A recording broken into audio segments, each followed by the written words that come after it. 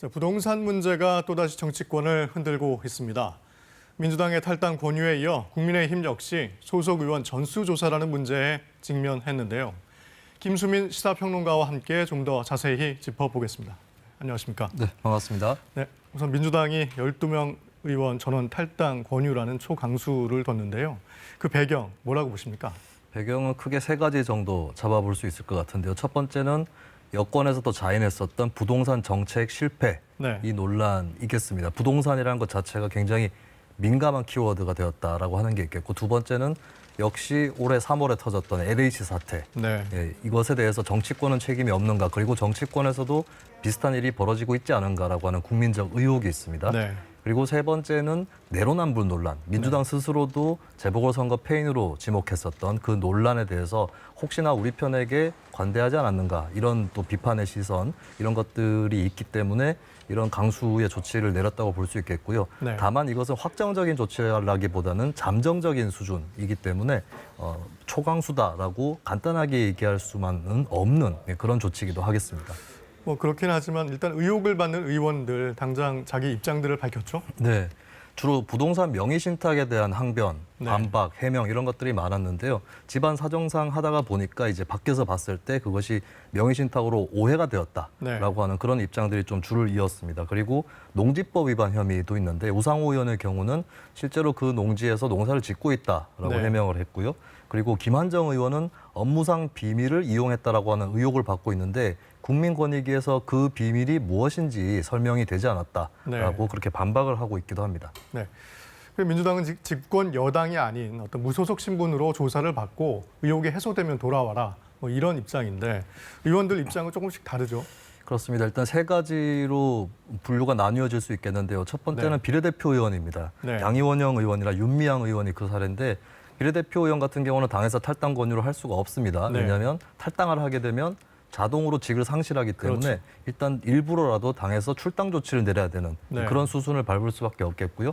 두 번째 경우가 이제 자진 탈당을 하는 경우입니다. 물론 네. 본인들은 억울하다 이런 입장이긴 한데 정무적 선택이라고 생각을 해서 일단은 탈당을 한 다음에 혐의가 없다는 것을 입증하고 복당하겠다. 예, 그런 입장이 있고 세 번째는 그래도 억울하다, 사실관계 맞지 않다, 이것을 받아들이기 어렵다라고 하는 철회 요청에 네. 해당하는 그런 의원들이 또 존재를 하고 있습니다. 어쨌든 이 탈당 권유가 이렇게 강제적인 건 아니라고 들었어요. 네, 그렇습니다. 탈당 권유는 공식적인 징계 조치라고 보기는 어려울 것 같고요. 네. 권유를 하는 형태이기 때문에 일단 좀 자발적으로 따라줬으면 좋겠다, 강제로 출당하지는 않게 해달라고 하는 당 지도부 입장이 들어가 있다라고 볼 수가 있겠습니다. 네.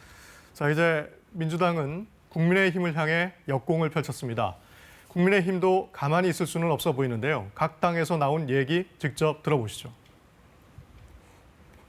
국민의힘이 정말 새로운 미래를 열어가려면 지금 새 지도부가 선출되기 전에 소속 의원들에 대한 부동산 투기 전수조사를 당권 주자 5분이 결의를 해야 하지 않나 이렇게 생각합니다.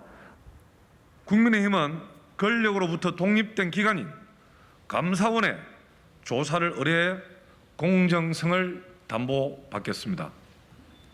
자, 방금 들으신 것처럼 국민의힘은 감사원 카드를 꺼냈습니다. 그런데 감사원에서는 국회의원 조사를 하지 못하게 돼 있다면서요?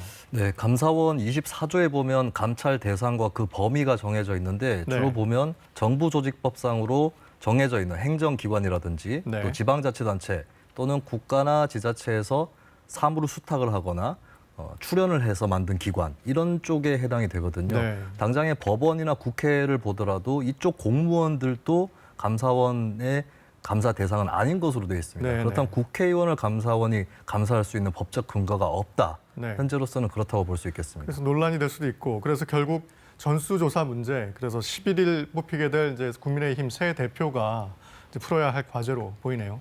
네, 국민의힘에서도 지난 3월 LH 논란이 한창일 때에 102명 의원 전원이 전수조사에 동의를 한 적이 있거든요. 네. 아직까지 조사 방법이라든지 조사 기구를 확정 못해서 현재까지 좀 지연이 되고 있는데 네. 이번 주 내로 국민의힘에서 뾰족한 방안을 내놓기는 어려울 겁니다. 당장에 전당대회가 예정이 돼 있고 새로운 지도부로 선출해야 되기 때문에 다만 그 지도부가 새로 선출이 되면 가장 먼저 맞닥뜨릴 시험대가 바로 이 전수조사를 소화하는 일, 그것이 네. 될 것이다라고 전망을 해봅니다.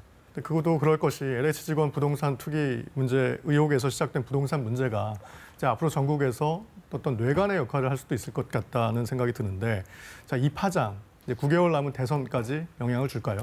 일단은 여권에 대해서 부동산 정책 실패 논란이 따라붙고 있기 때문에 네. 대선에서 쟁점이 당연히 될 수밖에 없겠고 국민의힘 또 전수조사 결과에 따라서 그 파장을 받아들일 수도 있다라고 네. 하는 그런 측면이 있겠습니다. 그리고 국민의힘 소속은 아니지만 현재 범야권의 가장 유력한 주자로 꼽히고 있는 윤석열 전 총장의 경우도 네. 그 장모가 토지를 매입하는 과정에서 통장 증명서를 위조했다 이런 혐의를 또 받고 있는데 이런 부분들이 종합적으로 어우러져서 파장을 만들어낼 것이고 네. 이것은 대선에서 주요 쟁점이 되는 것은 불가피하다 이렇게 정리를 할 수 있겠습니다. 네, 잘 들었습니다. 지금까지 김수민 시사평론가였습니다.